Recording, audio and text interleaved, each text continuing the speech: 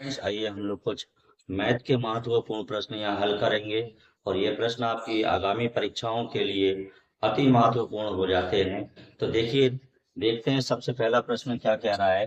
तो देखिए, पहले प्रश्न में कह रहा है दो अभाज्य संख्या x और y, दो अभाज्य संख्या हैं x और y, जिनमें से जो x है वो ग्रेटर देन है y, मतलब x की जो भी वैल्यू है वो बड़ी होगी y से, और उनका हमें लासा दे दिया है या एलसीएम दिया जा रहा है, वो दिया जा रहा है 119। लासा जो हमें दिया गया है, हम यहाँ पर लासा को तोड़ लेंगे ऐसी दो संख्याओं में जिनका आपस में गुणा करने पर 119 आ जाए और x की वैल्यू बड़ी रहे। तो स्टूडेंट्स, ये टूट जाएगा 17 गुणा 7 में। तो यहाँ पर जब हम आपस में गुणा करेंगे तो 119 आ जाएगा, x का मान बड़ा है और y का मान छोटा है। अब यहाँ पर एक समीकरण दे रहा है, उसका मान हमें यहाँ पर ज्ञात करना। समीकरण क्या दे रहा है? समीकरण दे रहा है 3y माइनस एक्स।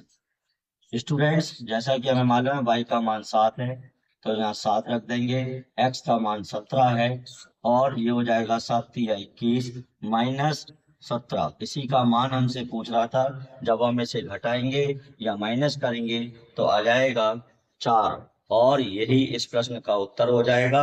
और इस हिसाब से इस प्रश्न का उत्तर हो जाएगा विकल्प बी।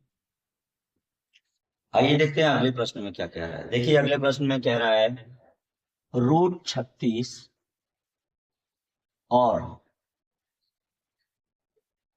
हमसे कह रहा है √64। इसका हमें कह रहा है लासा ज्ञात करना है। तो स्टूडेंट्स, लासा हमें यहाँ पर ज्ञात करना है। तो चूंकि हमें मालूम है 36 जो वर्ग होता है वो 6 का होता है, और जो 64 है वो 8 का वर्ग है। अब हमें इनका लासा निकालना है। तो देखिए 6, 8, और जब हम इनका लासा निकालेंगे, 2 6, 2 4 8, और यहाँ पर 3, 2 दूनी 4, और यहाँ पर हो जाएगा 2 एकम 2, और ये हो जाएगा आखिरी में 3 एकम 3। तो 3 दूनी 6, 6 दूनी 12, और 12 दूनी 24। तो स्टूडेंट्स, यहाँ पर जो लासा निकल कर आ गया है वो निकल कर आ गया है 24, जो कि इस प्रश्न का उत्तर हो जाएगा विकल्प ए। आइए स्टूडेंट, देखते हैं अगले प्रश्न में क्या कह रहा है। देखिए, अगले प्रश्न में कह रहा है 20 लीटर का मिश्रण में 60% एल्कोहल है, कितना लीटर और पानी मिलाया जाए ताकि जो मिश्रण है, मिश्रण में एल्कोहल की मात्रा 30% हो जाए। तो स्टूडेंट्स, यहाँ पर हम देख रहे हैं कि जो मिश्रण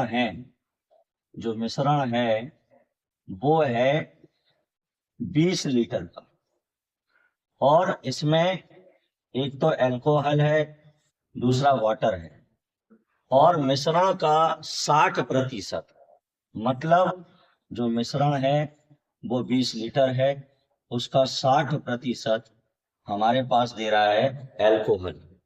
तो अगर हम देखें तो ये 0 से ये 0 कट जाएगा, और 6 दूनी 12, मतलब इसमें से 12 लीटर एल्कोहल है, तो बाकी का बचा हुआ 8 लीटर यहाँ पर हो जाएगा स्टूडेंट्स वाटर।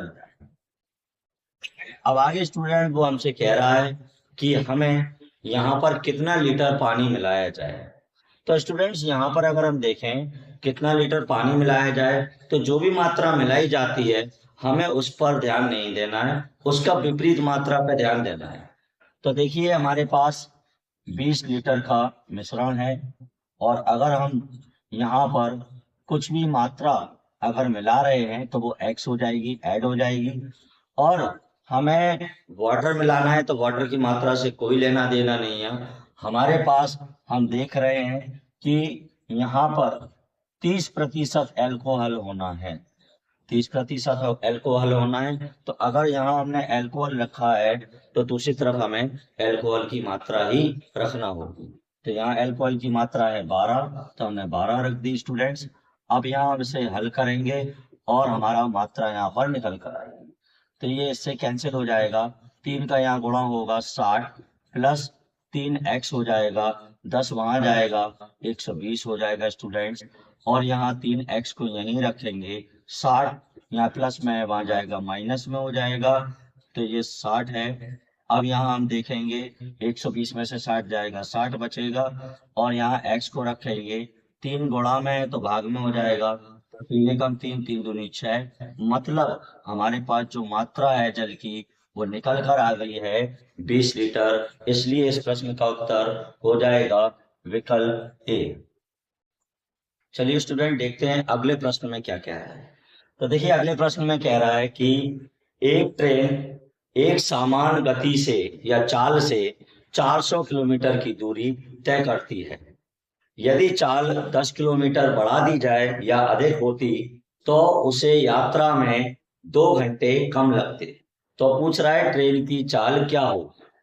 तो स्टूडेंट्स यहाँ पर प्रश्न में हमें दूरी दे रहा है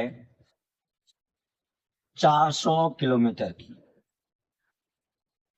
और जो चाल है वो एक समान है, मतलब हम चाल को स्टार्टिंग में x मान सकते हैं।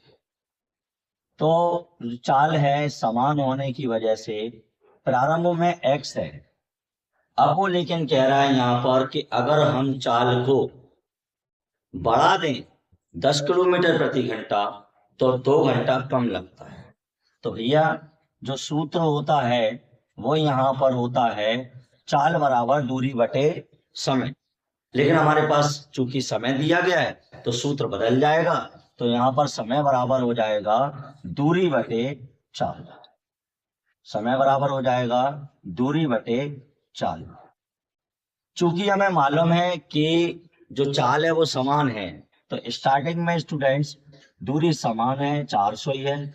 और हमने मान लिया पहले जो चाल चली गई थी स्टार्टिंग में वो x थी। लेकिन अब क्या हुआ, उसी दूरी को अगर हम, वो कह रहा है चाल को बढ़ा दें 10 किलोमीटर प्रति घंटा, तो प्रारंभ में x थी, अब मान लो कितनी हो गई, x + 10।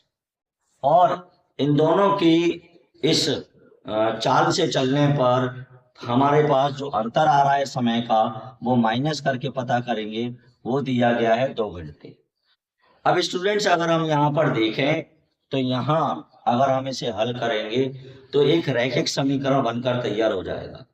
जब भी प्रश्नों में रैखिक समीकरण बनकर तैयार हो जाए तो हमें विकल्प की सहायता से काम लेना। तो देखिए यहाँ पर जो पहला विकल्प दे रहा है वो दे रहा है 45 किलोमीटर प्रति घंटा। दूसरा विकल्प दे रहा है 40 किलोमीटर प्रति घंटा। तीसरा विकल्प दे रहा है 55 किलोमीटर प्रति घंटा। आखिरी विकल्प दे रहा है 50 किलोमीटर प्रति घंटा। हमें यहाँ x का मान इन विकल्प में से लेकर रख देना है और जिसमें अंतर 2 निकल आए वही हमारा आंसर हो जाए। तो देखिए यहाँ पर अगर हम यहाँ पर 40 रखते हैं तो देखिए ये 400 है और ये 40 है और माइनस ये 400 है, 40 में 10 जुड़ेगा तो यहाँ हो जाएगा 50। और ये जो 2 घंटे का अंतर है ये बराबर हो जाना चाहिए।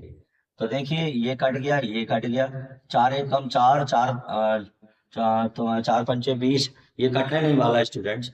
तो इसका मतलब ये 40 रखने से कोई काम नहीं बनने वाला है। या अगर और कैंसिल करें तो जो 4 × 1 = 4, 4 काम हो गया 40 और ये यहाँ पर हो गया 5 × 8 = 40।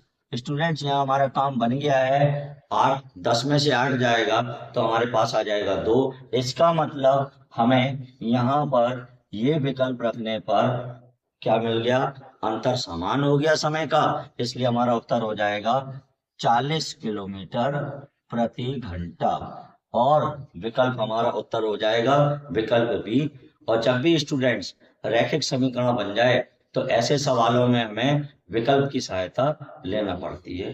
धन्यवाद।